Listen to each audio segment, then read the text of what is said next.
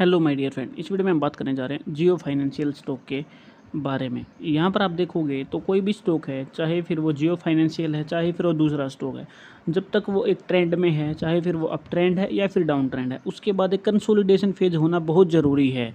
जब तक वो कंसोलिडेट नहीं करेगा, हम ये नहीं समझ पाएंगे कि स्टॉक का जो ट्रेंड है वो कब तक कंटिन्यू रहेगा। यानी कि यहाँ पर आप देखिए, अब ये स्टॉक डाउन ट्रेंड में था और अब ये कंसोलिडेशन फेज में है। यानी कि जब ये इस रेंज को ब्रेकआउट करेगा तो हम समझेंगे कि हाँ, अब स्टॉक में ट्रेंड चेंज हो चुका है और एक अच्छा मूवमेंट मिल सकता है। डेली टाइम फ्रेम पर अगर हम इसको कन्वर्ट करते हैं तो आप देखोगे तो पिछले 50 दिन की एवरेज को नीचे लगातार रिस्पेक्ट करते हुए प्राइस नीचे जा रहा है डाउन ट्रेंड में। लेकिन यहाँ पर आप देखोगे मार्च के बाद से स्टॉक लगातार कंसोलिडेट कर रहा है, तो ये रेंज काफ़ी इंपॉर्टेंट हो जाती है।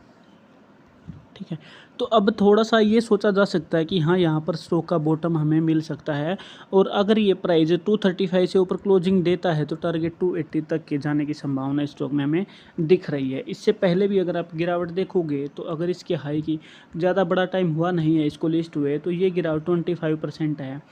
उसके बाद ये भी गिरावट उतनी ही है और फिर से यहाँ पर अगर इस रेंज को देखते हैं तो यहाँ इस पॉइंट से लेके ये भी हमें सेम गिरावट दिख रही है। लेकिन ओवरऑल ये टोटल गिरावट जो है एक हाई के बाद से 40% के 42% तक ये गिरावट हमें दिख रही है। तो अब आगे की 42 अगर ये यहाँ से कंसोलिडेट के ऊपर चला जाता है तो एक नया हाई जब बनाएगा और नए हाई से नीचे गिरेगा तो संभावना रहेगी कि लगभग 42% दोबारा ये स्टॉक गिरेगा। अगर गिरावट होगी वो आगे की बातें हैं, आगे क्या होगा कुछ नहीं कह सकते। लेकिन अगर यहाँ पर कंसोलिडेट कर रहा है और इस रेंज को रिस्पेक्ट कर रहा है तो ये रेंज काफ़ी इंपॉर्टेंट है। 235 का टारगेट है, काफ़ी इंपॉर्टेंट है हमारे लिए। ये है डेली और वीकली टाइम फ्रेम के अकॉर्डिंग स्टॉक का एनालिसिस। बाकी स्टॉक के ऊपर आप नज़र बना कर रखिए।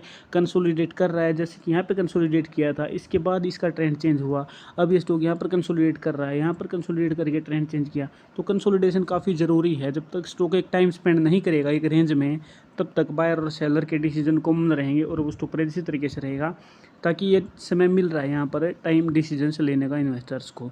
तो मुझे उम्मीद है ये चीज़ आपको एकदम अच्छे से समझ में आ गई है। मुझे उम्मीद है मेरी वीडियो भी आपको पसंद आई होगी। वीडियो पसंद है वीडियो लाइक करें और चैनल को सब्सक्राइब किए बिना बिल्कुल भी ना जाएं। मैं बताना चाहूँगा, मैं सेबी रजिस्टर्ड नहीं, इन्वेस्टमेंट की सलाह आपको नहीं है। Thank you very much.